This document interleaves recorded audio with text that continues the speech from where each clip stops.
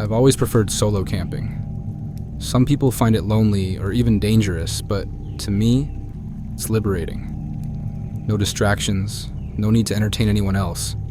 Just me in the wilderness. It's my escape from the chaos of everyday life. The forest has always felt like a second home. Quiet, peaceful, predictable. I guess that's why I never saw it coming. Last October, I decided to head out for one last camping trip before the winter chill really set in. I picked a spot deep in the Appalachian Mountains, far off the beaten path. I'd been to this area a few times before, but I'd never gone as deep into the woods as I planned this time. I wanted isolation, and I was going to get it. I drove up early on a Friday, parked my car at the trailhead, and started my hike with my gear strapped to my back. The forest was beautiful. Trees tinged with shades of red and gold, the air crisp with the smell of fallen leaves. After about 6 hours of hiking, I found the perfect spot. A small clearing surrounded by dense trees, with just enough open space to pitch my tent and start a fire. Not a soul around for miles. It was exactly what I wanted. I set up camp, built a fire, and cooked dinner as the sun set behind the mountains. As the sky darkened, the stars came out, twinkling through the gaps in the treetops. The silence out here was different from the kind you get in the city. It wasn't just quiet. It was absolute.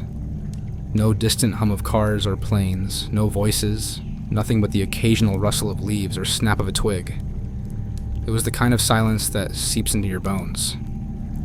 And for the first time in years, I started to feel a little uneasy. I brushed it off, telling myself it was just my mind playing tricks on me. I was out in the middle of nowhere. Of course, it would feel eerie, but still, there was something off about the woods that night. I couldn't quite put my finger on it, but the silence didn't feel peaceful anymore. It felt watchful.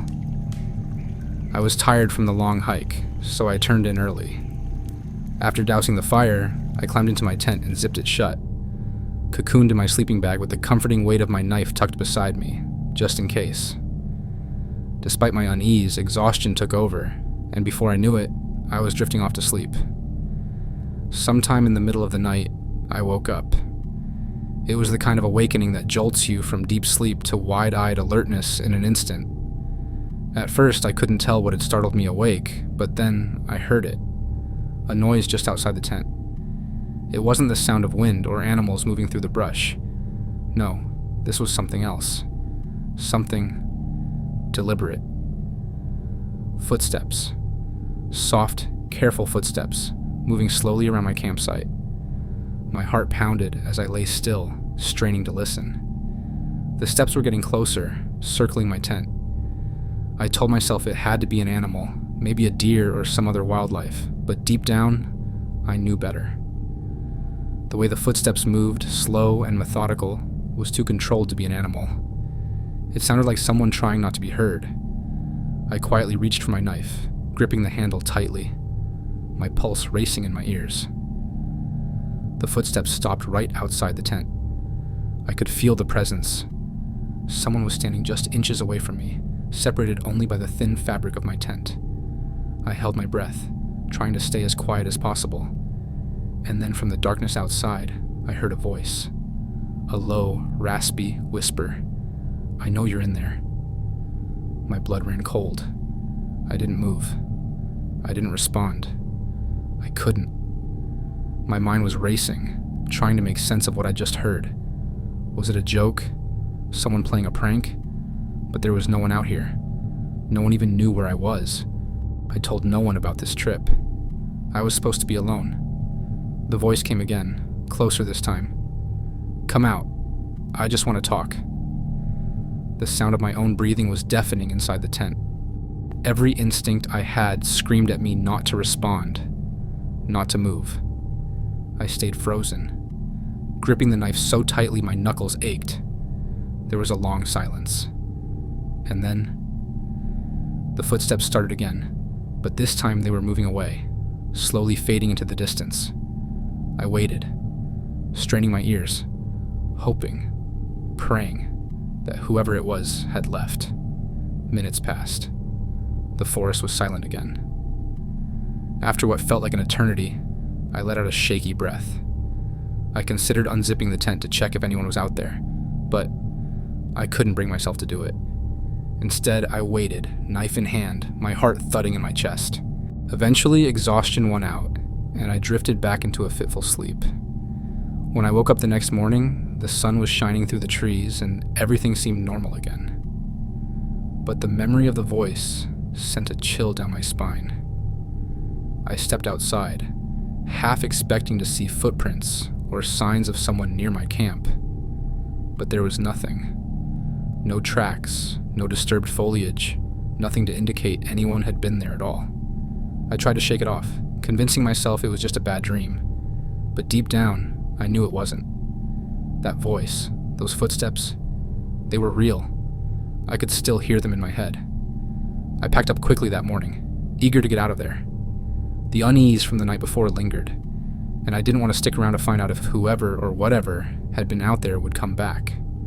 The hike back to the car was uneventful, but the whole way, I couldn't shake the feeling that I was being watched. Every rustle of leaves, every snap of a twig made my heart jump. I kept glancing over my shoulder, but I never saw anyone. By the time I reached the trailhead, I was drenched in sweat, despite the cool autumn air.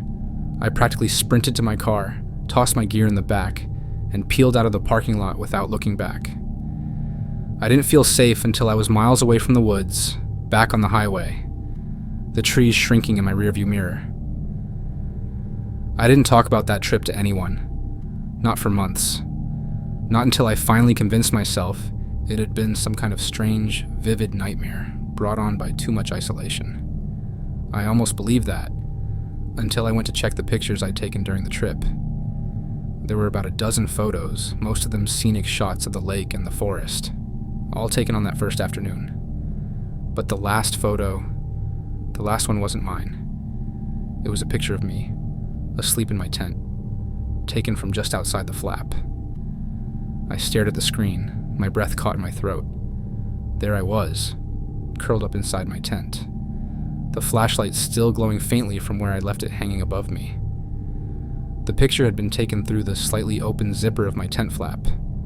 Whoever had taken the photo had been standing just a foot or two away from me. The realization made my stomach twist. My hands were trembling as I swiped back through the other photos. They were all the same ones I remembered. Shots of the lake, the trees, my campsite in the fading light. And then this, an image of me, completely vulnerable, asleep in the middle of the night. I could hardly breathe. It wasn't a prank. No one else knew I was out there. It wasn't my imagination either. Someone had been outside my tent, watching me, and had taken this picture without me even knowing. I stared at the photo again, zooming in, looking for any kind of clue.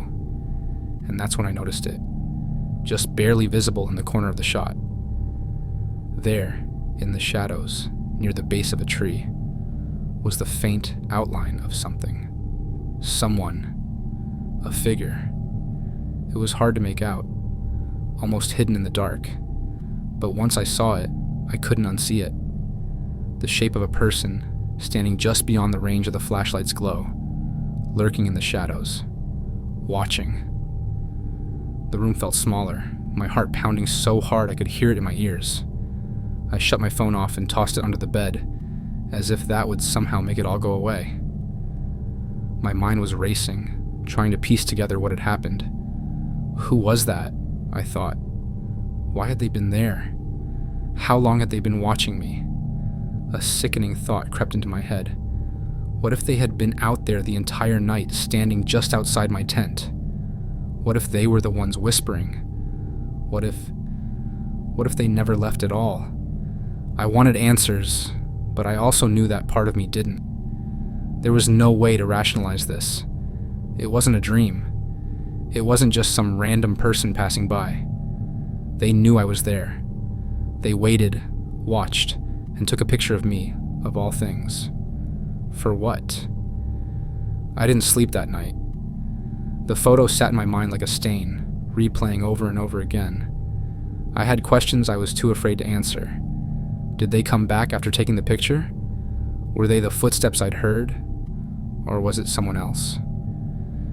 I spent the next few days in a fog, constantly looking over my shoulder, double-checking my locks, and waking up in the middle of the night to the slightest sound. I kept telling myself it was just a one-off incident, a freak encounter with someone who had probably moved on. But no matter how hard I tried to shake it, one thought refused to leave my mind. What if they never left at all? And who were they?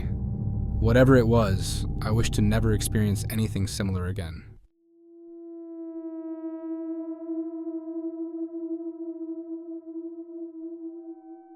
I've always loved the quiet of the woods. There's something about camping that gives you a kind of peace you can't find anywhere else. No buzzing phones, no constant noise, just you and nature. I've been camping for years, ever since I was a kid. My dad took me out on weekend trips, teaching me how to build fires, read the stars, and listen to the forest. But none of that prepared me for what happened last fall. It was supposed to be a simple trip, just me and my best friend, Jake. We've been friends since college, and we always made time for a camping weekend at least once a year. This time, Jake had heard about a secluded lake deep within a state park that was off the beaten path. No crowds, no families with loud kids, just the two of us and the wilderness. It sounded perfect. We packed up the car on a Friday morning and drove a few hours to get there. The weather was ideal, cool, crisp fall air, the kind that bites just enough to remind you that winter is on the way. By the time we parked and hiked the 2 miles to the lake, the sun was already sinking below the tree line, casting long shadows over the water. The lake was beautiful, almost too perfect. The surface was smooth as glass, reflecting the last golden hues of daylight, with tall pines standing like sentinels around it. We found a spot near the shore, set up our tent, and got a fire going. The smell of pine needles mixed with the smoke as we cracked open a couple of beers. It was the kind of night I lived for. Calm, peaceful, just me, Jake, and the quiet sounds of the forest. But as night settled in, the atmosphere shifted. It wasn't anything dramatic, just a slight drop in temperature, a bit of fog rising from the lake, and the feeling that the world around us had gone still. The kind of stillness that puts you on edge, even if you can't explain why. Around 10 p.m., we were sitting by the fire, talking about everything and nothing, when I first heard it. A faint sound coming from across the lake. At first, I thought it was the wind, maybe a branch creaking under the weight of the breeze. But it wasn't. It was a whisper, barely audible, but unmistakable. I glanced over at Jake, but he was still talking, oblivious. I didn't mention it. I wasn't sure what I'd heard, and I didn't want to sound paranoid. A few minutes later, though, Jake stopped mid-sentence, cocking his head to the side. "Did you hear that?" he asked. I froze, my heart rate picking up. "Yeah," I said, my voice low. "I heard it a few minutes ago, too." Jake frowned, staring out across the lake. The whisper came again, this time clearer. Still distant, but undeniably a voice. It sounded like someone calling out, though I couldn't make out the words. "There's no one else out here, right?" Jake asked, his eyes fixed on the dark water. "No way," I replied. "We're miles from any other campsites." For a moment, we both just sat there, listening. The whisper came again, this time slightly closer, though still far across the lake. It was eerie. A soft, almost pleading sound. Jake grabbed his flashlight and stood up. "I'm going to check it out," he said, already moving toward the shore. "Wait, man," I said, standing up too. "You really think that's a good idea? It's probably nothing. Could just be the wind or maybe some kind of animal." Jake shook his head, already convinced. "That's not the wind. That's a voice. Someone could be in trouble out there." Reluctantly, I followed him. He shined his flashlight over the water, but the beam barely penetrated the thick fog that had settled over the lake. We both stood there, scanning the dark surface, waiting for another sound. Then we heard it. Clear as day, this time. Help. A single word whispered across the water. My stomach dropped. It was human, but something about it felt wrong, unnatural, like it wasn't supposed to be here. Jake looked at me, his face pale in the glow of the flashlight. Did you hear that? I nodded, every instinct in my body screaming to back away, to return to the fire, to stay close to the light. Maybe we should wait until morning, I suggested. It's dark, and we don't know what's out there. But Jake wasn't having it. If someone's in trouble, we can't just leave them out there. Before I could argue, he was already grabbing the inflatable raft we'd brought for fishing the next day. You're seriously going out there? I asked, a knot forming in my chest. Jake nodded, already inflating the raft. I'll be quick. I just want to see if I can spot anything. I hesitated, watching as he dragged the raft to the shore and climbed in. Jake, I don't think this is a good idea, I said, my voice wavering. But he just gave me a reassuring smile like he always did when I was overthinking things. Relax, man. I'll be fine. Probably nothing, but we have to check, right? I watched, heart racing as he paddled out into the fog, the light from his flashlight bobbing with the gentle sway of the water. The lake swallowed the sound of his paddles, and soon, all I could see was the faint glow of his light in the distance. For a few minutes, everything was silent. I stood at the shore, staring out into the darkness, waiting for him to come back. Then, I heard it again, the whisper, but this time, it was closer. Much closer. And it wasn't coming from across the lake. It was coming from the water, right in front of me. Help me, the voice whispered, so soft it was almost drowned out by the quiet lapping of the water against the shore. I took a step back, fear tightening in my chest. Jake? I called out, my voice trembling. No response. Jake! I shouted, louder this time. Still nothing. Just the whisper, closer now, almost at my feet. Panic surged through me, and I shined my flashlight over the water, desperate to see something, anything. But all I could see was the fog, thick and impenetrable, and the faint glow of Jake's light far out on the lake. And then, suddenly his light went out. My heart stopped. I stood there, frozen, staring into the darkness. Jake! I screamed, my voice cracking. Nothing, just silence. And then, from somewhere deep in the fog, I heard a splash, like something heavy hitting the water. I ran to the shore, shining my flashlight frantically over the surface. Jake! Still nothing. No light, no sound, just the black, empty water. My legs felt like lead as I stumbled back to the campfire, grabbing my phone. No signal. Of course, there was no signal. I paced frantically, my mind racing with horrible possibilities, but the whisper didn't come again. The lake was silent, and Jake, he was gone. I waited by the shore for what felt like hours, calling his name over and over, my voice growing hoarse. But he never came back. In the morning, when the sun finally broke through the fog, I found the raft floating near the shore. Empty. No sign of Jake. No sign of anything. The authorities searched the lake for days, but they never found his body. They told me he must have drowned, that it was a tragic accident. But I know what I heard. There was something out there, something that took him. And now, every time I close my eyes, I hear that whisper again, calling from the darkness, beckoning me to come closer.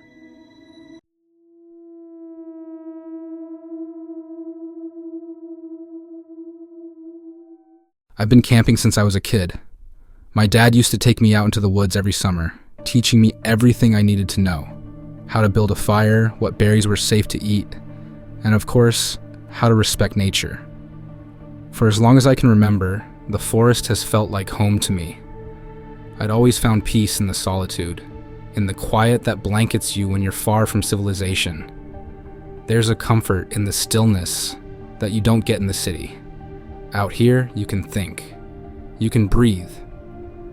I've been on countless camping trips over the years, from short weekend getaways to week-long treks through the mountains, and I've never had anything more dangerous than a curious raccoon wander into my campsite. I'm not the type to get scared by strange noises or rustling leaves. I've always chalked them up to wildlife or the natural creaks and groans of the forest. To me, camping was an escape from the real world, a chance to disconnect and recharge. But this trip was different. This was the first time I ever felt truly afraid in the woods, and it's an experience that still gives me chills just thinking about it. If you'd asked me a few years ago, I would have laughed at the idea of being scared out here. After all, the forest was my second home. But now, after what happened that night, I can't look at it the same way. That night changed me. It was late October, and the chill of fall was already creeping in. I remember the crackle of the fire, the warm glow casting flickering shadows against the towering trees around our campsite. I had never been one to get spooked easily. Growing up in the city, you get used to strange noises at night, sirens, shouts, that kind of thing. But the woods, especially at night, were a different story. This was my first time camping in such a remote area, and it felt like the silence was alive, pressing in on us from all sides. There were 4 of us: me, my best friend Dan, his girlfriend Liz, and her brother Matt. We'd all driven out to this state park that Dan had heard about, miles away from the nearest town. No cell service, just nature in all its raw, unfiltered beauty. The kind of place where the stars light up the sky like a cosmic blanket, and where you can hear the whisper of the wind through the trees. It was supposed to be an escape, a break from the noise of the city. But that night, the only thing I wanted was to be back in the safety of my apartment. The first couple of hours were fine. We cooked hot dogs over the fire, drank a few beers, and shared some laughs. The smell of the pines mingled with the smoke, and for a while I started to forget how isolated we were. It wasn't until the sun sank below the horizon and the sky turned an inky black that things started to feel off.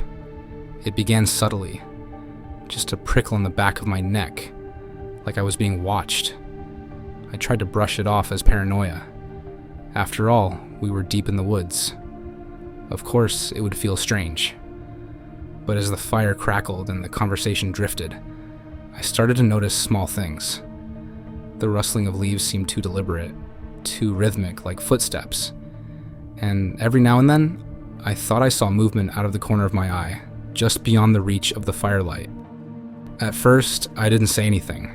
No one else seemed to notice, and I didn't want to be the paranoid one, ruining the vibe. But when I caught Liz glancing nervously into the trees, I knew I wasn't alone in my unease. "You guys hear that?" Liz finally asked, her voice quiet, almost hesitant, like she didn't want to draw attention to it. "Hear what?" Matt asked, poking at the fire with a stick. "The footsteps, or something. It sounds like someone walking around out there." Dan chuckled, though it sounded forced. "Come on, Liz. It's probably just animals. We're in the middle of the woods, after all. Deer, raccoons, you know." But Liz didn't look convinced, and truth be told, neither was I. That's when it happened. The snap of a branch, loud and deliberate, coming from the darkness beyond the firelight. All 4 of us froze. The night had been full of little rustles, the sounds of the forest settling in. But this was different. It was close. Too close. Dan stood up, squinting into the darkness. "Probably just a deer," he said, though he didn't sound like he believed it. "I'll go check it out." "Don't," I said, my voice a little sharper than I intended. "It's not worth it. Just stay here." But Dan was always the brave one, or maybe just stubborn. He grabbed a flashlight and started walking toward the sound, the beam of light cutting through the trees but revealing nothing. The rest of us watched as he slowly disappeared into the woods, the crunch of his footsteps growing softer. For a few moments there was silence, save for the crackling fire. I strained to hear something, anything that would explain the noise. But then I heard Dan's voice, calling back from the trees. "Guys, come check this out." Reluctantly, we got up, leaving the comfort of the fire behind. I grabbed my flashlight, and we followed Dan's voice into the woods. The further we walked, the thicker the darkness seemed to get, swallowing up the light from our flashlights, as if the forest itself was alive, hungry for more than just the night. Dan was standing in a small clearing, pointing at the ground. When we reached him, I felt a cold chill rush over me. There, in the dirt, were footprints. But these weren't normal animal tracks. They were large, human-like, but not quite. The shape was wrong. Elongated, with clawed tips instead of toes. What the hell made those? Liz whispered, her eyes wide with fear. Maybe it's just distorted, Matt said, though he didn't sound convinced. Like maybe a bear stepped in the mud weird. I shook my head. Bears don't leave prints like that. And look, they're in a straight line, like something was walking on two legs. The realization hit us all at once. Whatever had made those tracks was walking upright, and it was big. Dan glanced around nervously, his flashlight scanning the trees. We should head back to the camp, he said quietly. As we turned to leave, I swear I heard something. A faint whisper carried on the wind, almost like a voice. I stopped, listening intently, but it was gone as quickly as it had come. We hurried back to the fire, but by then, the atmosphere had shifted. The warm glow of the flames felt more like a fragile barrier between us and whatever was out there, lurking just beyond the circle of light. For the next hour or so, we tried to shake off the unease, but the night felt wrong. Every noise seemed amplified. Every shadow seemed to move. Eventually, Liz and Matt decided to call it a night and headed to their tent. Dan and I stayed by the fire, neither of us ready to admit that we were too spooked to sleep. It must have been around 2 a.m. when it happened. I was staring into the flames, trying to calm my nerves, when Dan grabbed my arm, his grip tight. "Did you see that?" he whispered, his voice barely audible. I followed his gaze into the woods, and my heart stopped. Standing just at the edge of the firelight, barely visible in the darkness, was a figure. It was tall, unnaturally tall, with long, thin limbs that seemed too long for its body. Its skin was pale, almost translucent, and its eyes reflected the firelight like the eyes of an animal glowing faintly in the night. For a moment, neither of us moved. It was like we were frozen, locked in a stare with this thing. Then, slowly, it took a step forward, its movements jerky and unnatural, like it didn't quite know how to use its limbs. "Run," Dan whispered, his voice barely audible, as if speaking too loud would draw it closer. We didn't need to be told twice. We bolted, sprinting toward the tent, our hearts pounding in our chests.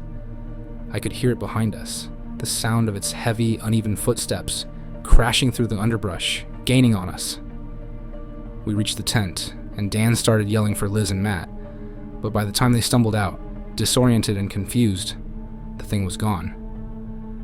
For the rest of the night, we huddled together in the tent, too afraid to sleep. Every noise made us jump. Every gust of wind felt like it was coming for us. When the sun finally rose, we packed up and left without saying a word. None of us have talked about that night since, but I know what I saw. Something was out there in those woods, something that shouldn't exist, and I'll never go camping that deep in the wilderness again.